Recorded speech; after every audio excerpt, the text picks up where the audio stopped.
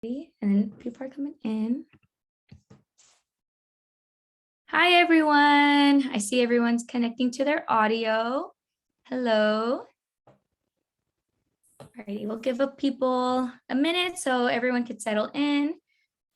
Alrighty, awesome. Alrighty, so hi, everyone. Thank you for joining us. We're just gonna go ahead and set up a very quick PowerPoint just so you guys could see. Follow along very quickly. Alrighty. Yes, we can see that. That's like the question of the year. Can you see that on the screen? But okay, so hello, everyone. Welcome to our PhD panel. We are Psychi, right? So Psychi, we're just kind of, Psychi is the International Honor Society of Psychology. And we, try our best to bring as much, information on graduate school, research opportunities, and all that sorts to everyone, especially if you have any questions. If you are not part of Psychi, feel free to email me and we could provide that information for you. So you could join and then basically have like access to all the opportunities that Psychi does provide to everybody. Can you switch over to the next slide, Melody? Awesome. So this is the Psychi board. Not everyone was able to make it today, but if you go to any other Psychi event, you will see their faces. We have a pretty active board that we're really proud of. So I'm Emily Lugo. I'm the president, and I am currently in the MA Child Development Program on campus. I focus mainly on, assessment processes and, school psychology, how to enhance educational opportunities and educational environments for students. Annabelle, which is our vice president, she is not here today, but she's an undergrad and she's actually double majoring in psych and human development. And she works a lot on research for school psychology. So she's also in the assessment process. And then we have Rosalia, who's actually here. So I'll let her present herself if she wants to. Hello, my name is Rosalia, and I'm serving as this year's Psychi Treasurer, and I'm currently in my last year of my undergrad, majoring in industrial organizational psychology and minoring in human resource management. And I'm in the honors program for psychology, and I'm currently working with Dr. Diaz, researching how discrimination in the workplace leads to increase in turnover rates and how it affects employees psychologically. Awesome. Okay, thank you, Rosalia. We also have Melody, which is our secretary for this year. So I'll give her some time to introduce herself as well. Hi, I'm Melody. I'm a third year in the Masters of Psych Science program. I'm currently working with Dr. Hasija primarily, and my research focuses usually on sexual violence, trauma, and LGBTQ plus mental health. And I'm serving as the secretary for Psychi. All righty, and then we have Jessica, which is our community outreach, and she is here as well. So I'll go ahead and let her talk about herself for a little bit. All right, I'm Jessica. I'm the community outreach officer. I am a second year psych science student. I work with Leslie Amadeo, and my research interests are primarily prenatal studies on SSRIs and alcohol at the moment. All righty, thank you, Jessica. And we have Clarissa, which is our webmaster.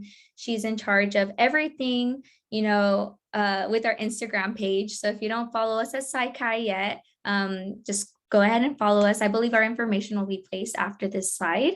If not, I will go ahead and include it in the chat, but I'll let Clarissa talk about herself for a bit as well.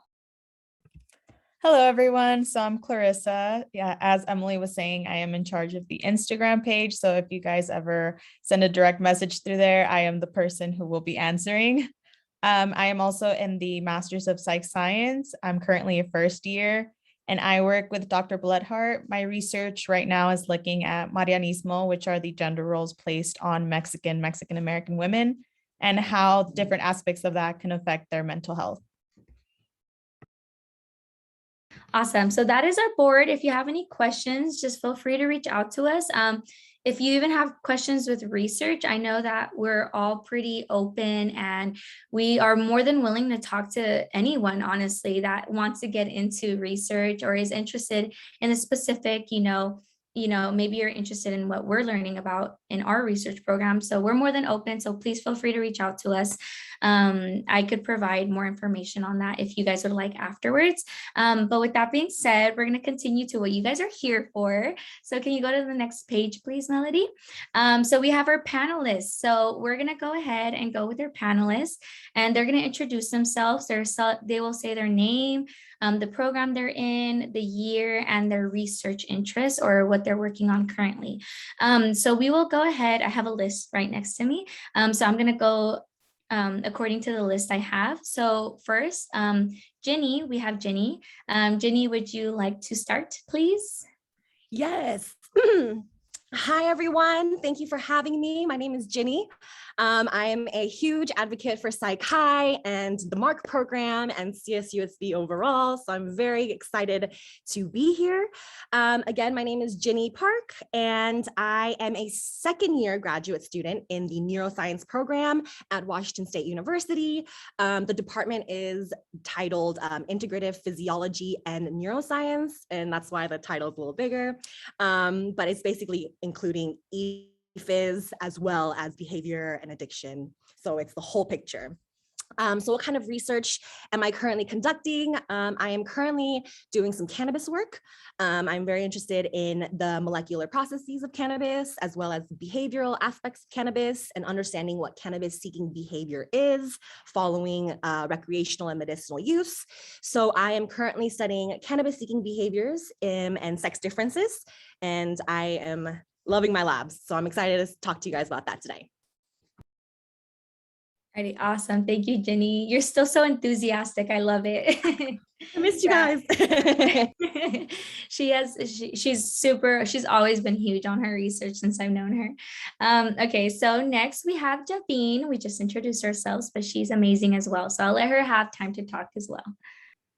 Hi, everyone. I'm Javine. I am a fourth year at George Fox University. I'm studying trauma and social support and how the long-term effects of trauma impacts everyone's social support views and how that helps them. And I am getting my doctorate in clinical psychology. Awesome. Thank you so much, Javine. Alrighty, and then we will go forth with Stephen as well. So Stephen. Hi, good afternoon, everyone. My name is Stephen Yeto, and I am actually done with graduate school. So I have my PhD in behavioral neuroscience from the University of Houston. I graduated from that program in fall 2019. Since then, I've been a postdoctoral fellow in the Department of Psychology at UCLA for about a year and a half. And my appointments in two separate areas, in the clinical psychology area and also in behavioral neuroscience. My research looks to study whether behavioral economics can be used as a useful screening indicator for alcohol use disorder medications. Alrighty, thank you so much, Stephen. So as you see, we do have one other panelist, but I believe she's making her way still to our Zoom. I haven't been able to see her. So when she does, yeah, I can't find her. So when she does, come in, I'll give her an opportunity as well to introduce herself so then what she does as well. But for now, we're gonna go ahead and continue on the questions for Ginny, Javine, and Stephen. You guys now know what they do and they do amazing work. So let's go ahead and start to see, have some tips and tricks basically on how to get where they're at. Alrighty, so we'll go ahead and start with the first question. So one question that a lot of people asked were, how were you able to navigate letters of reference? Who did you know who to ask? How did you know when to ask? And, how did you ask? So if anyone wants to take the lead on that question.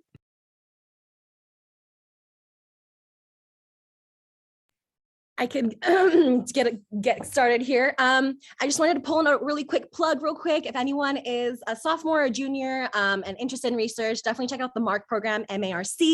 That was one of the biggest ways that I got into research, as well as understanding these questions that you guys had. But in reference to the letters of references or recommendations, they are looking for a specific type of individuals to write these letters of recommendation. So be sure to read the instructions and know what they're looking for. Sometimes they're looking for PIs, sometimes they're sufficient with somebody that, you know, only taught your class or that you received a grade in. It is best to ask somebody that is more personable with you so that they can write you a really good letter of rec. And that usually kind of gets you a foot in. So I would definitely communicate with your PI, ask questions, give them ideas. I gave my PIs there an earful. And so just constantly, like, quote unquote, bug them, ask them what they think, and they'll get to know you more. And then that will translate to your letter of recommendations. Alrighty, Jeannie, sorry, someone did ask what is a PI? So I'm so sorry. Okay, so a PI is a principal investigator. And so basically that is going to be the main investigator of your lab, right? So at CSUSB, my two PIs were Dr. McDougall, Dr. Sanders McDougall, and Dr. Cynthia Crawford. So those two are two PIs that I asked for letters of recommendation. Awesome, thank you. And then Javine, I did see you unmute yourself. You could go ahead. Okay, and going off of what Jenny said, I asked people who knew me best, and depending on the program I applied to like some PhD and some PsyDs.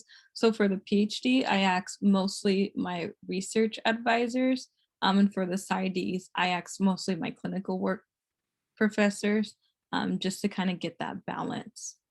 You really want to know which program you're applying for and what they're looking for. Alrighty, Stephen, did you have any additional comments to what they said?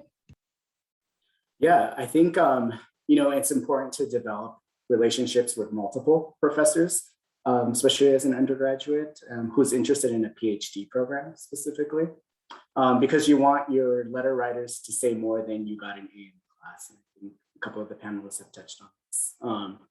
So definitely go to office hours and develop that rapport and let them know that, you know, what your interests are. Thinking about undergraduate, which was, you know, back in 2013, 2014, the primary investigator for the lab that I worked with at CSUSB is no longer there. He's at UT El Paso now, but his name was Sergio Inigas, and he did an excellent job, I think, in mentoring students, but in kind of pushing them out of their comfort zone. So I, you know, knocked on Dr. Crawford's door pretty frequently, also Dr. McDougall, and they ended up, you know, after having this rapport with them for about 1.5 years, were able to write me, you know, letters that ultimately got me into graduate school. So, you know, definitely don't be shy. I'm a very introverted personality, but you really have to, you know, put yourself out there to kind of develop and foster relationships. Alrighty, thank you so much. That's very useful information. So the second question is, how do you advise reaching out to a program, a mentor, or a lab that you are interested in? So I think they're referring to, you know, when you're still an undergrad and you are looking at all these programs that you want to apply to, what's the best way to approach that? I guess we can keep the same momentum going here. So for me personally, I didn't know whether I wanted to go into human research or into animal research. So that was my first kind of hurdle to understand what population I was interested in. And with the manipulations that I was specifically interested in, I couldn't do it in humans. So I did go to an animal lab, and that's when I started to kind of look into the CSUSB website and look at the different investigators, the PIs that are available there. And I read through their different research, their synopsis, their little research information on their website. And I selected the labs that were interested in drugs that were similar to the drugs that I was interested in. So that's kind of how I narrowed it down. It's literally just asking for information. Then I went to the students in the labs, asked them how the environment was, how they're enjoying the labs. And then the ultimate question, how do I get into the labs? So I was knocking at his door every day, like, hey, I can clean really well. I can do things really okay. So if you give me a chance. And then it's just persistence, right? Because it's you against all these students that are going to be applying for the same lab parts. So if you just show your effort, send emails, don't let them forget you, and get your way in. Yeah, going based off of what Jenny said, again, I emailed professors whose labs I wanted to be in. I was like, hey, I'm really interested in joining your lab. Can you tell me more about it? Blah, blah, blah, yada, yada, yada. Just so that way they knew my name, they were familiar with who I am. I think that's really important when applying to like PhDs or PsyDs, whatever you're applying to. Make sure they have a good reference of who you are as a person. So if you're interested in them, definitely reach out and make yourself like, hey, I'm interested in you. Make yourself known.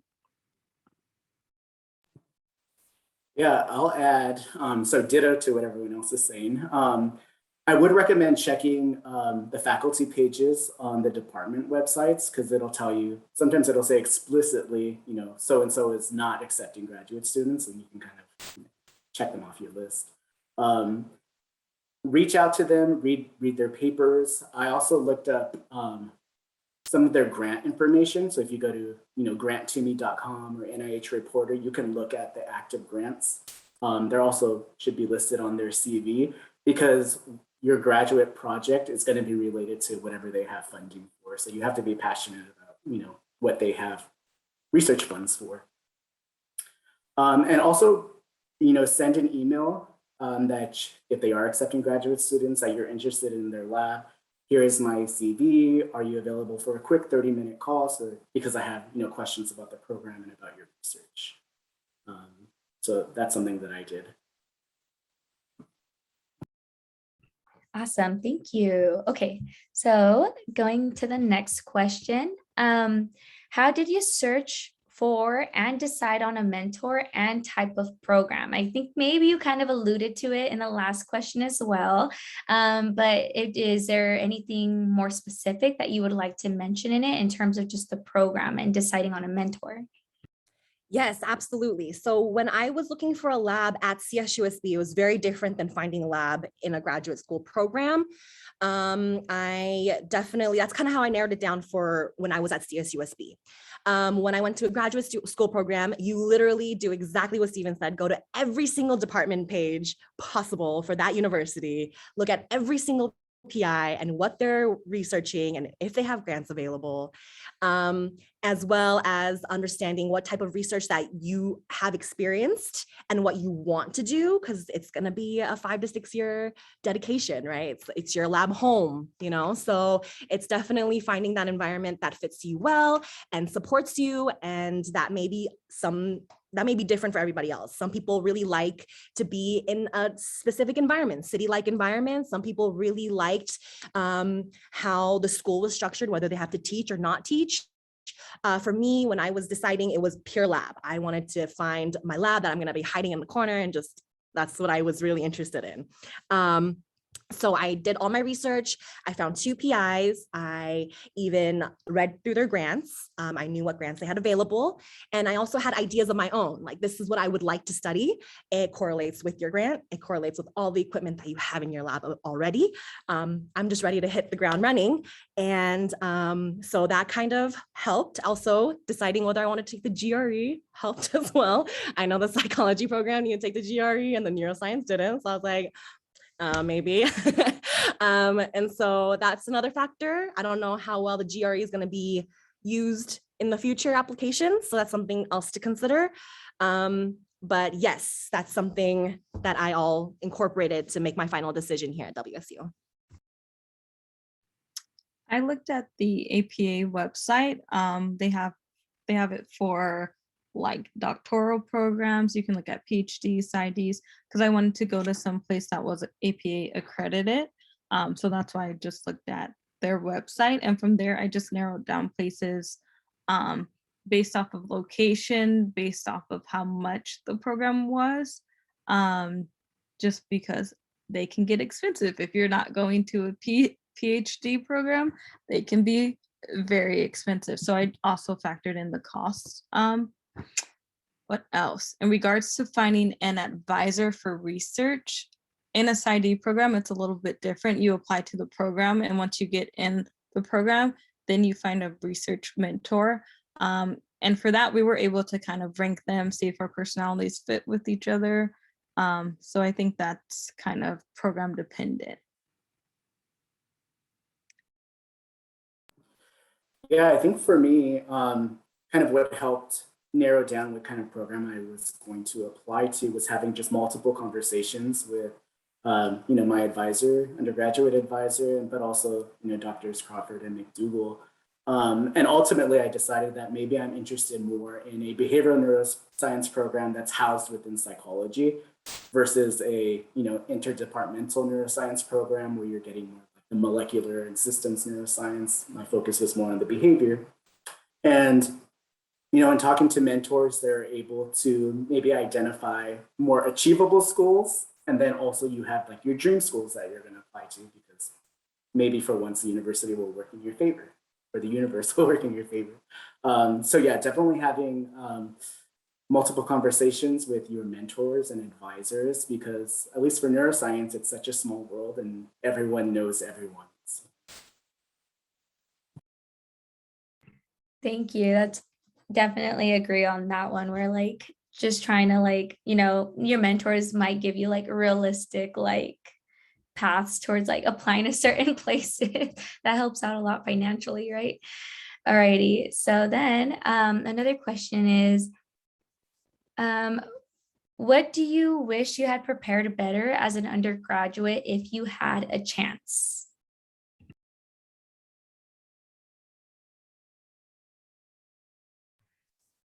Ooh, well, if you guys know me, I was running around quite a bit when I was there. So one thing that I'm glad I did was getting to know the faculty at CSUSB. That was amazing. Even now, like if I reached out to Dr. Hasija, she would reply, no problem. You know what I mean? I still to this day email Dr. McDougall and Dr. Crawford telling them about my days. I still talk to Dr. Chin.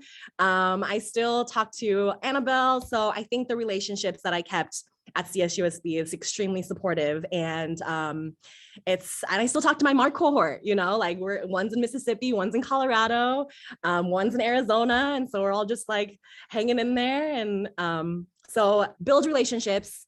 Don't just commute and go home, but see what's out there. Go to the psych meetings, go to the neuroscience club meetings, and who knows, the person that next to you guys can be at a university doing your PhD together. So definitely keep your relationships open.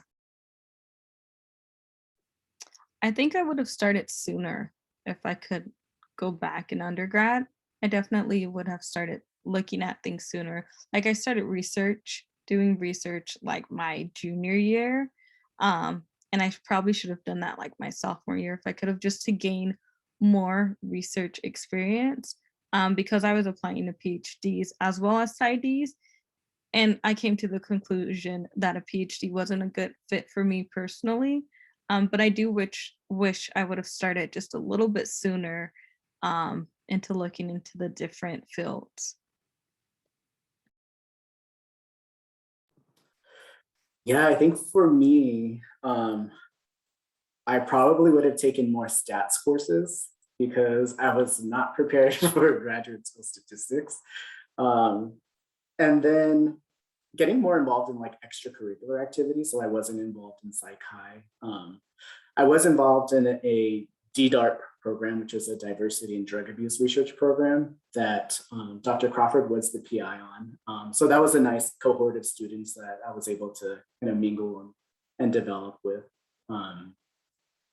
And lastly, I will say just finding opportunities to put yourself out there. So go to like undergraduate research days and present posters and just get used to the feelings of presenting kind of scientific research to people. Because if you're interested in a PhD program, you're going to be doing that for a very long time.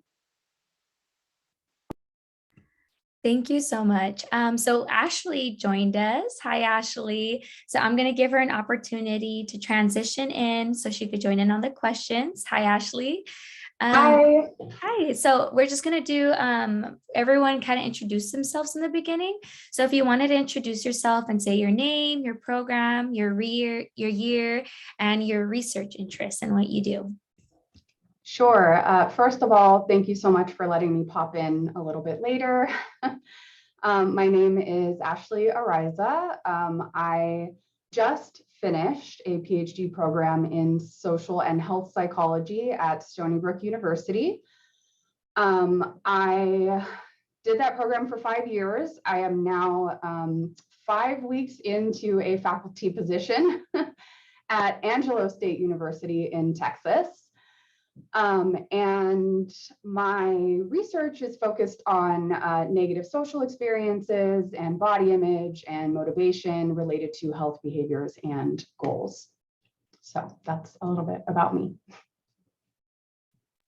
Alrighty, thank you, Ashley. We're so happy you could join us. Everyone has been super helpful, so we're super excited to know your insight on these questions as well. So going on to the next question, what do you wish you knew before you entered the program you are in currently? Something that I knew before I went in, well, I was really thankful, and Dr. McDougall gave me all the red flags that I should be keeping an eye on. So I was like, my eyes are peeled during interviews and everything. But something that you should know whether you're going to teach or not teach in a PhD program. You should know where your funding should be coming from, because different to a PsyD and a PhD, there's fundings all different. So you should know where your money's coming from. Personally, I don't pay to go to school, so it kind of worked out that way with my program. Knowing what degree my specific degree would be under was something that I considered. Would I be able to fluctuate, meaning like I am doing a neuroscience program, but I'm also mainly kind of more concentrated on behavioral neuroscience program. So that's something that you should be able to identify.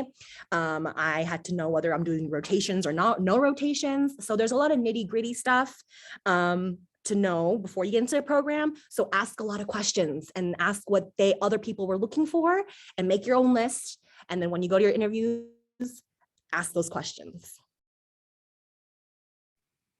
I wish I would have known the stress of grad school. Like, people talk about grad school and I'm just like, okay, it's going to be hard. But I think being in it, honestly and truly, not trying to scare anyone, not trying to scare you at all, but it's a different type of stress, especially like I'm away from family. And so like that plays into it too. So finding a new community in a whole different state. I mean, it's definitely doable, but grad school comes with its own challenges in and out of itself. And life will still continue with you being in grad school. Like, you know, people have weddings and all this stuff, things that I just couldn't attend because like I'm away or I have something for school that I have to get done. So that's what I wish I would have known. No regrets, but just wish I could have prepared as much as you could have for that.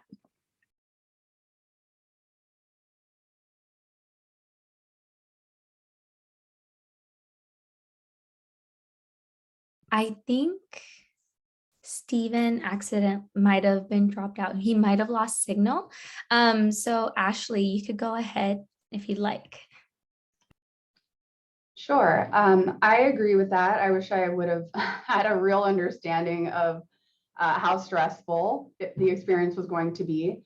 And I'll add to that I wish I would have known sort of how different my schedule, for example, was going to look and my tasks were going to look.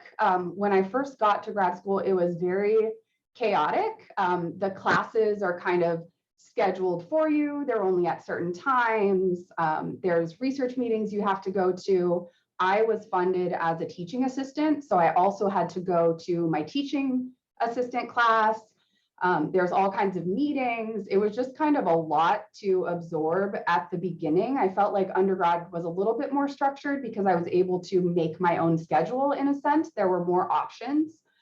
So I wish I would have known how chaotic it was going to look at first. I had to sort of grab an hour here or 2 hours there to do my work between things. So that was kind of an adjustment at first. I wish I would have had a better sense about that because I think that added to the overall stress as well. Alrighty. So the other question is there any piece of advice you would like to give those applying to PhD programs? And I believe it could probably be meshed together with the next one. So if you specifically have any advice for those applying who are from underrepresented backgrounds, so just applying in general, and then, you know, any from underrepresented backgrounds as well. Okay, so underrepresented backgrounds, please, if you're a sophomore, junior, or even maybe a senior that's willing to stay an additional year, check out the MARC program. It is maximizing access. I'm sorry, not the MARC program there anymore. It's called URISE, U as in the letter U dash RISE. It's a phenomenal 2-year program that literally helped me so much to get into grad school programs. It's actually extremely prestigious. You are an NIH scholar, funded student. So something that you could check out if you're specifically underrepresented. Applying to PhD programs, it takes a lot of time. It takes a lot of time. Don't take it for granted if you think it's just an application process that's all online. No. I took about a year to just prepare for applications, getting my Excel sheet ready, when our applications due, when our fee waivers due, when are they looking to get the letters of recommendation, when are the actual papers due, when do I have to send my documents, my transcripts. So prepare in advance. The more you prepare, the less it's going to hurt. It's so much less. Even having contact information. Who can I contact for a quick email if I had a question with my application? Some fee waivers have to be submitted 2 to 3 weeks ahead of time if you have fee waivers. Sometimes they want letters of references on a specific date, and you have to let those individuals that are writing your letters of recommendation enough time for them to write you a good one, right? Instead of not a good one and rushed one. So you have to give them plenty enough time. So time is of the essence during application season. So grab a friend, go to a bookstore or go hide out somewhere at Starbucks and just get your Excel sheets ready. Where do you want to interview? I looked at all the R1 universities on Google, on Wikipedia. I went through every single one, which one had addiction. And literally it is a finding game, but once you kind of narrow it down, you'll kind of start seeing the picture, you'll know when due dates are due, and it'll start getting better. Another thing is ask questions. Please do not be afraid of ask questions. Even if you're like, oh no, that's a dumb question, I can't ask that. No, Google will give you 500 answers, but if you went to Dr. Hasija, if you went to Dr. McDougall, they will tell you the answer that you are specifically needing. Okay, so don't be afraid to ask questions. They've heard that question probably 1,500 times before you, so it's nothing new. Ask them, rip the Band-Aid off, and it's gonna save you so much time and so much effort trying to pick out which Google answer you want to go with. So yes, reach out to prior students. I know that the honors psychology program has a list of students that already went to graduate schools. Reach out to them, ask them questions. I can not emphasize enough how many questions you can ask before applying or anything, choosing the program. The more questions you ask, the more better idea you'll have in your head. So ask questions.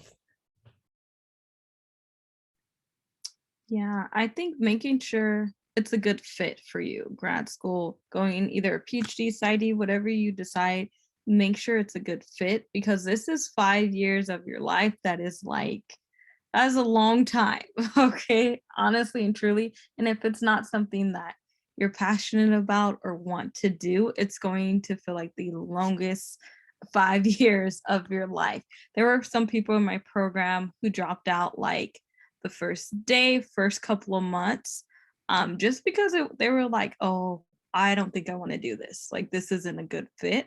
I mean, they went all paid all this money and now they're like dropping out. So just be mindful, like this is a long process. It's definitely doable, but make sure it's something that you want to do, not something that you feel like you have to do or need to do. Yeah, I'm trying to think anything else with advice. Jenny mentioned some great points, so I echo that 100%. Ask all the questions, because just as much as you're choosing, just as much as other programs are choosing you, you are choosing them as well. You want to be at a program that's a good fit for you personally, where you can grow and develop into whatever your career may be. So if they're not a good fit for you personally, that's something you should be aware of. Like, oh, okay, they do nothing but, I don't know, whatever it may be, and it's not your thing. Just make sure you're mindful of that. Yeah, I've heard I was too excited at one time. So there's people that like you, there's people that don't. So it's fine. I'm just really excited about science. That's all.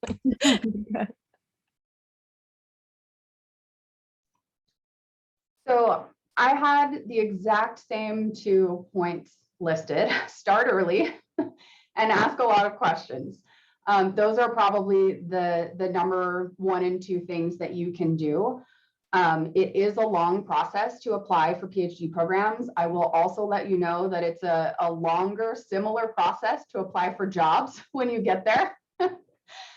So be prepared for that, anyone who's coming up on that soon. But I would say start getting your list of programs together. I think searching Google is great. Asking people where they went to school is great. Another thing that you can do in terms of finding programs, sometimes professional societies will have lists of programs where you can go to get training in that area. So for example, the Division 38 of the APA is the Society for Health Psychology. And they at one point on their website had a full list of programs that were health psychology or health psychology related. So for example, clinical health psychology or social health psychology. And that is actually where I stumbled across the program that I ended up in. So the program at Stony Brook was social and health psychology, and I knew I had interest in both. And there actually were not a lot of social health programs. There were social psychologists and social programs doing health research, but not sort of that integrated blend of both. And that's how I came across the program that I ended up in. So I would say looking at professional societies for information about training opportunities was really helpful when I was going through creating my Excel spreadsheet of the programs that I wanted to apply to. So that would be one piece of advice when you're applying to programs. Also ask all the questions. I'll say that again as well. For example, in terms of underrepresented backgrounds, sometimes, if you're a first generation college student, you might not know anything about how to even get to the career that you want to get to. For me, I didn't know what I needed to even go to a PhD program until I was basically about to be in my senior year. So I was able to talk to an advisor. So talk to advisors who advise you on your class schedule even. You could start there. Talk to your mentors who you're either doing research with or the professors who you really like.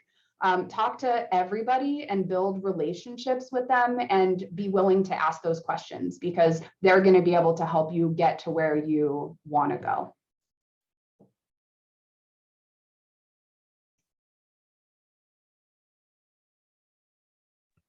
Alrighty, thank you so much. I do know that Melody has a quick question to add to what you guys just talked about, so I'll let her take that. Yeah, I wanted to add as well, specifically for the underrepresented part, because I had 5 clinical psych PhD interviews last year, that a lot of departments are moving more towards giving safe spaces for students who come from diverse backgrounds as well to ask specific questions. I know personally as like a queer student, I wanted to be sure that the place that I was moving to was going to be like inclusive and wasn't going to be discriminatory against mine, because I'm going to outside of California, right? It's a whole wild world out there sometimes. But just be aware that there typically are safe spaces nowadays, especially after last year with the protests. There's a lot of diversity, equity, and inclusion spaces that they're starting to add now. So hopefully you should feel more comfortable asking those questions and try to get a sense of the environment and students who are like you, and before you make a decision to move somewhere like that you're unsure about. Got it. And can I just add to that too, that when you're going through the interview process, very often you will be sort of scheduled to meet with other students in the program. And so other students are people that you can ask questions like that too. You know, what is the atmosphere like here? What is it going to be like for someone like me with my characteristics, or whatever questions or concerns you might have? You can often ask the students in the program questions like that as well. Got it. Thank you so much. And then also just to add another question, last question, and then we'll go into Q&A for everybody else. You just mentioned moving and trying to figure out, you know, best fit and all that kind of stuff. So, I mean, before you left for these PhD programs, you had your life here, you had commitments and all that kind of stuff. So I want to kind of now go ahead and talk about, you guys provided great advice for like the technicalities of applying to PhD programs, but now I want to know how you kind of were able to balance life and this program, or how you kind of were transitioning in and how you transition in. Any tips on that? Because it's a big move, right? Especially Melody said it's a different world out there. Coming from Iowa myself, I know it's a different world out there. So what are your tips and tricks on that? So snow tires, what? So I am currently living in Washington. Many people may not say it's like that big of a countrywide move. But for me, I was born and raised in Southern California. So it was a big move for me. I moved everything, like everything here. So that's wild. For me, location wasn't as big on high of my list of importance compared to the lab, because I figured I will be winter, summer, spring, I'd be in the lab anyways. So that to me wasn't a huge, I considered it because like I went to visit University of Minnesota and it was -20 and I was like, maybe not. The -20 was harsh out that it was hard to breathe. So I was like, ugh. So that's something maybe I did consider, but really write down your list of importance. One of my friends, really important that she had to move to a specific location. And that was one of her top things, you know? So it really depends. Maybe family is important to you. Definitely keep those in mind. You don't want to damage your mental health or your physical health for a program that you think that may be ideal for you, right? So definitely have a big picture of what you think would be best. And for me also, I wanted to study drugs and cannabis. And so I definitely needed to go into a state where cannabis was more legal than other states. So that was a factor for me as well. So again, research oriented. And I figured, hey, if there's people living here, right? And then there's a whole country above us, so it can't be that bad, right? So I went for it, and I'm really glad I made my decision. And so just don't be afraid, go out on the interviews, check it out. And interviews are free. Trips to wherever you want to go. That was the first time I went on so many trips. I was like, oh, this is so nice. So yes, definitely apply everywhere, get those interviews, check it out, get the vibes from the different students. You'll definitely get the vibes for sure. And yeah, ask questions. Yeah. Something I did to make myself feel more comfortable here, I FaceTime my family, honestly and truly. That's what I needed, was to, even though they're like hours away, I was like, I need to FaceTime my family. Every now and then I would ask my cohort members for a hug, because I was like, I just really need a hug. You know, and like these people, so they're more than willing to give me a hug, which was nice. So definitely finding a good community base. I'm very lucky that my roommate is also like the closest person to me, so having a good, strong connection was really important. And also being a person of color, I wanted to go to an African American church. So that was something that I found, so that way I can still have a community, because I live in Oregon and there's not very many African Americans here to begin with. So I needed a little community of my own as well.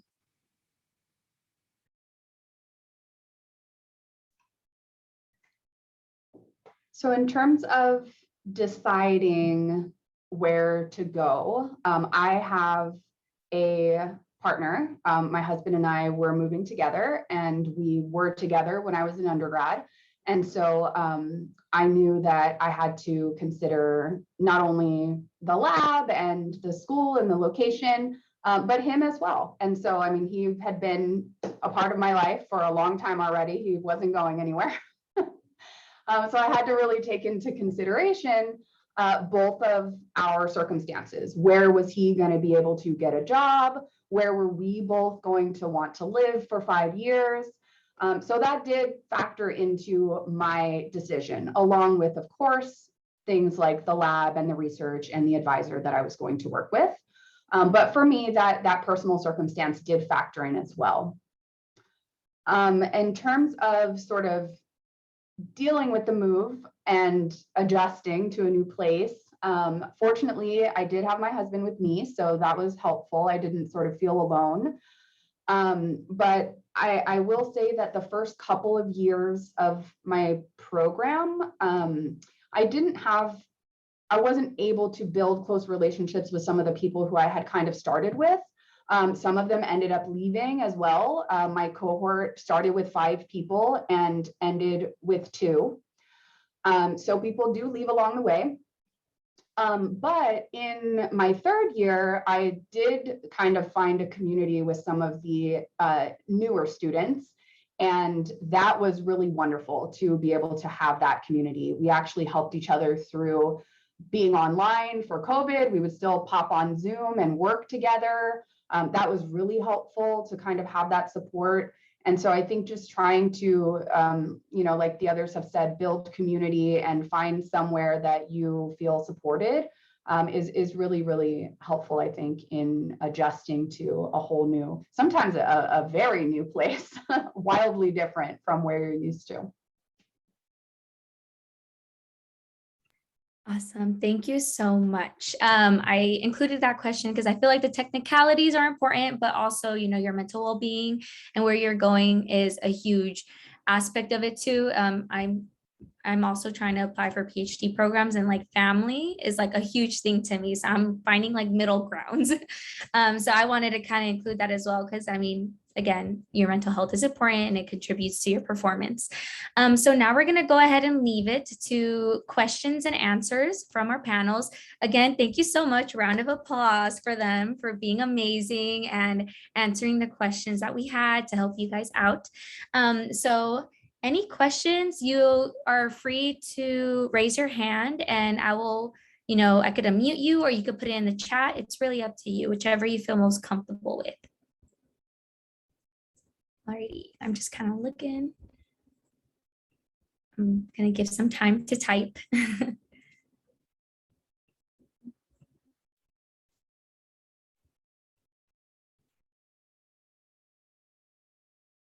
I know, oh, I got one message. Alrighty, in my senior year, I haven't done any research labs yet. Do you think it's too late? Also, will I have the opportunity to gain research opportunities in my MA program? Yes, absolutely. It's not too late. It's never too late. And you will have the opportunity to gain research opportunities in the MA program. But what happened for me is I discovered research by the end of my junior year.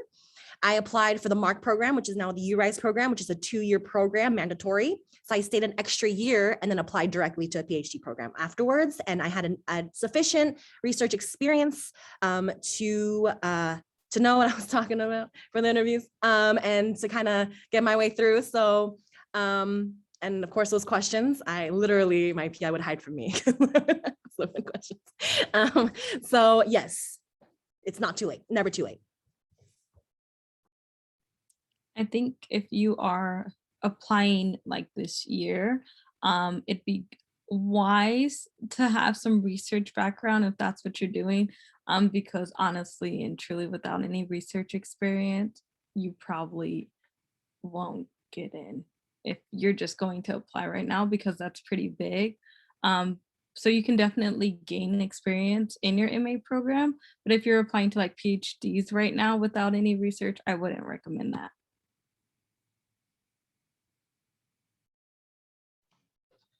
Yeah, I would second that.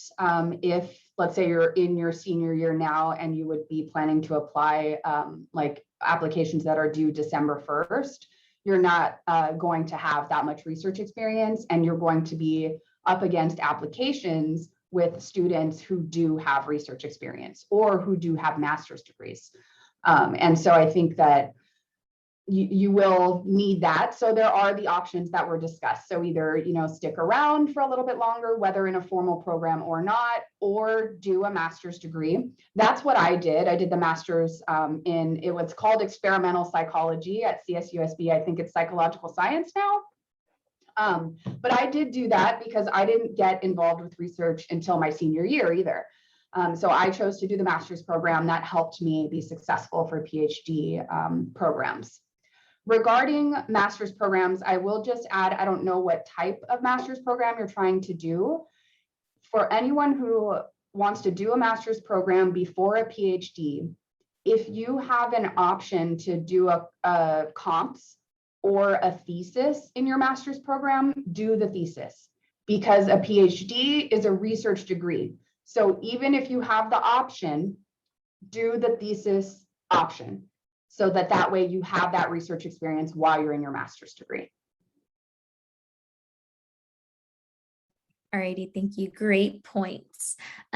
Someone did mention, it seems it's pretty targeted towards those in neuroscience. So Ginny, what neuroscience research topics have you covered and how is it conducted?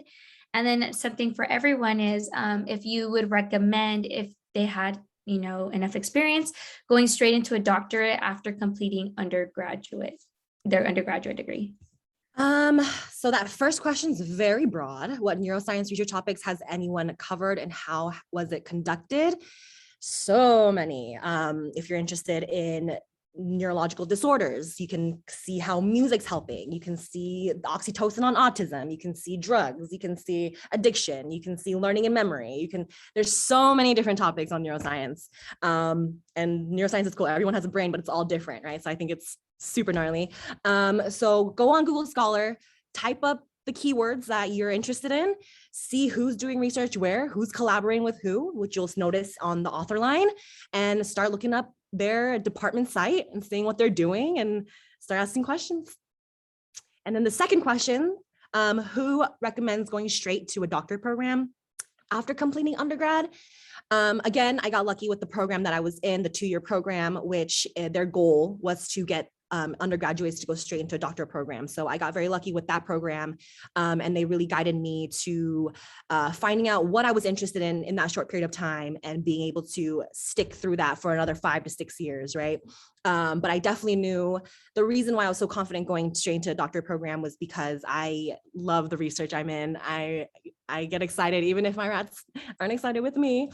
I'm really excited to see them every day. I see them more than my dog, I feel like. So I knew I was in it. And they're willing to hear my ideas too. So I think it's a win-win for me. So I knew what I wanted, and I made sure I got it. Got it. I'm going to continue because we're getting more questions and we're ending. Yeah, we're near the end of today's event. But another thing would be someone mentioned that they had a 20-year break before coming back to school. Would it be best for them to go into the MA/MS program and then apply to PhD after that 20-year break? If someone, I think maybe just one person, if they wanted to give their opinion on this or what they think would be best for them.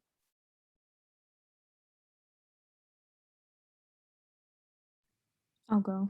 I think it depends on a number of factors. If you have enough experience to get into a PhD program, then if you have enough experience, then go for it. It depends if you want to take that extra time to do the master's program as well. So I think it's all kind of situation dependent. I can't give a straight answer to that unless anyone has anything different.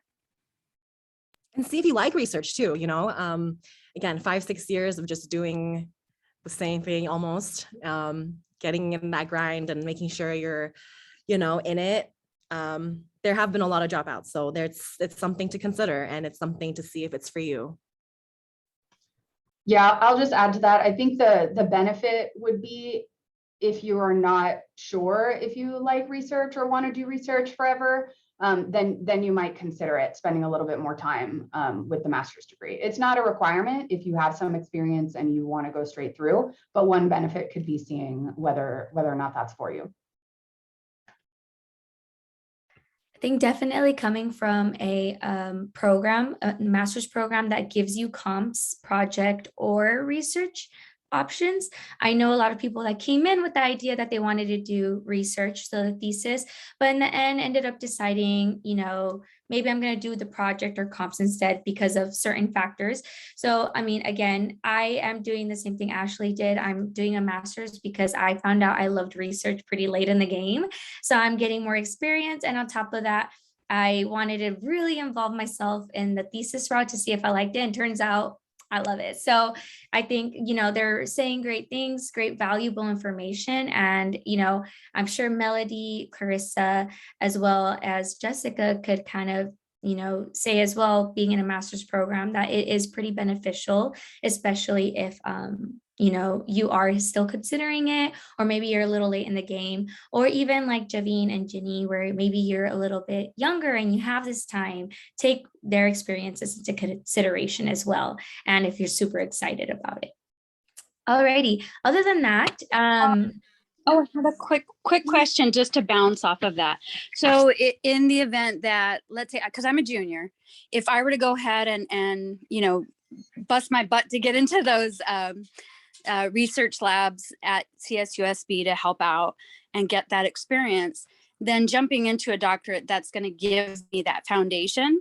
Or is there something more that that you think I should be doing in order to do that? Because I've also have a 25-year gap, you know, from coming back to school. I'm 43. And so I'm just ready to go into what I want to do. You know, I've done many years of things that I had to do. Now it's all about what I would like to do. Mm-hmm. To add to that, I would say, so there's some work to be done, right? You have to get into the lab, find out which lab you like first, what kind of tugs at your heartstrings, something that you're willing to come in 7 days a week for. Well, right? Jenny, I'm just like you. I love that aspect. So I am a girl of your, you know, I'm just like you. Love it. Awesome. Cool. Well, you can feel free to send me an email if you want to chat. But Okay. yes, there's ways to go about it. But at this, if you're just planning on just getting experience at CSUSB under the mentors, I suggest you doing the honors program or some type of writing requirement in there, getting yourself involved and really putting in the time the next year or 2 years, really grinding it out and making sure that you're ready. And they'll tell you whether you're ready or not. Okay. Awesome. Thank you so much. Thank you. Advice. Good luck. Mm-hmm. Thank you. I think if you have your junior year and then into your senior year and you're really doing a lot of research, that you're going to be in good shape if you're sure that you want to go straight into a PhD program. I think that sounds very reasonable. Awesome. Thank you. I would say also talk to your mentor. They provide pretty good pictures of where you're at and whether you're competitive enough. And they give really honest feedback, because I was trying to go straight into a PhD, but he told me, like, you know, I would feel more confident if you just stayed a little longer. And so they really have a great picture of where you're at. So always talk to your advisor. They're your main source of information for sure. And then they're there to help you be successful. Exactly, always. And then panelists, I understand that maybe you have some commitments outside of this, and I think we still have a lot of not a lot of questions, but some questions, and some people might be staying a little longer. So if you need to leave, feel free to leave. I don't want to take this any more past than the 10 minutes over our, I can you know, stick our around for a meeting. little longer. Okay, awesome. Thank you. Because David, do you have your hand up? Yes. Hi, everybody. I just have some information I had. Oh, hey, Jenny. If I'm a graduate student too in the maths program, so if any of you guys are interested in like lab and getting lab experience, I highly recommend reach out to Yes. the professors. Also, if you're taking a 3311 class, reach out to the lab instructors. Most of them are graduate students, and we are in those labs. So always reach out, talk to the professors, lab instructors, even check out the psychology website and see what professors on campus, what are they studying? Because all of it really, really helps out to get that research experience, especially if you guys haven't had it in the past. Same here, I never had research experience until my last year as an undergraduate, but reaching out really, really helps. So I highly encourage that.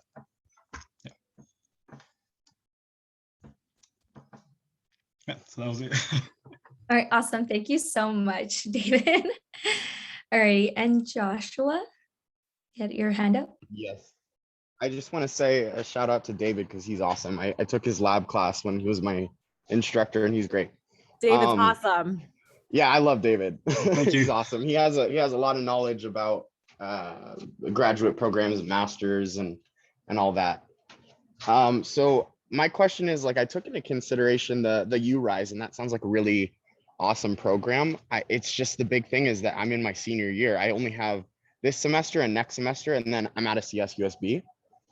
So for me, it just like seems if I were to join this URISE program, I would have to just kind of stay at CS-USB. And I just feel like maybe would that be the right choice or just go to a master's degree? Like I would like to go to like Claremont Graduate or something, but I know I want a master's. I just kind of want to get out of CS-USB, if that makes sense, Yes. So let me just give you a quick spiel on the URISE program here. So for a master's program, you'd be paying out of pocket. You'd be paying for out of pocket for 2 years. I got paid to be in the URISE program. So I got a stipend every single month to be paid for 2 years to go to school and work with my animals.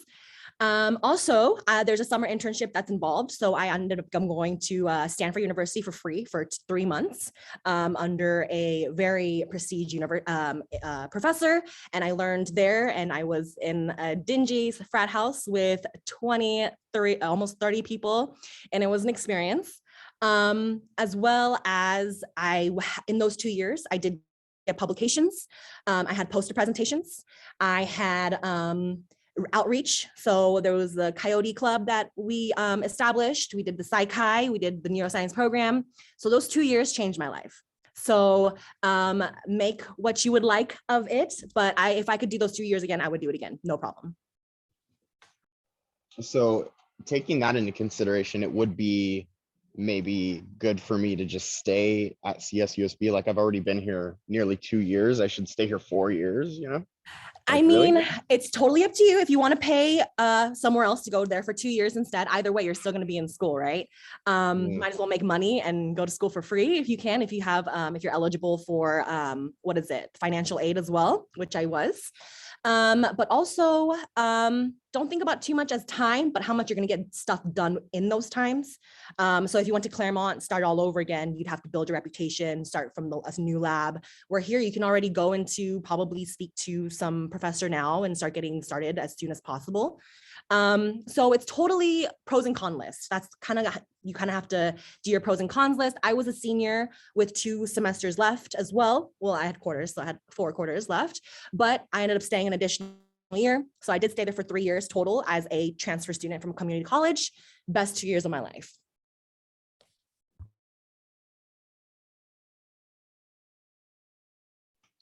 So I will just add to maybe the flip side of that, which I fully am for any program that pays you to go to school.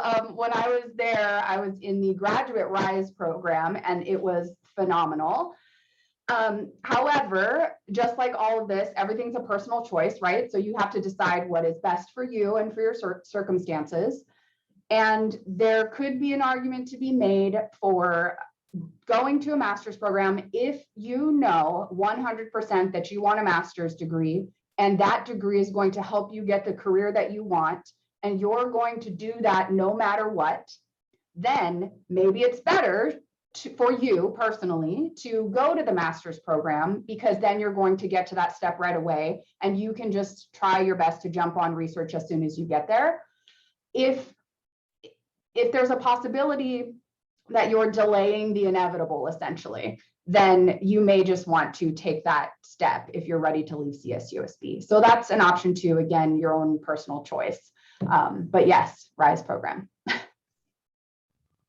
Okay, so to your point, Ashley, I do have my heart set on like a master's in clinical psychology. I want to be like something individual counseling, something like that.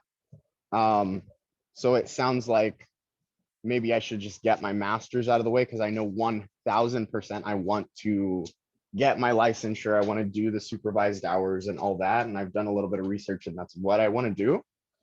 So maybe staying at CSUSB wouldn't be the best method to achieve that kind of goal.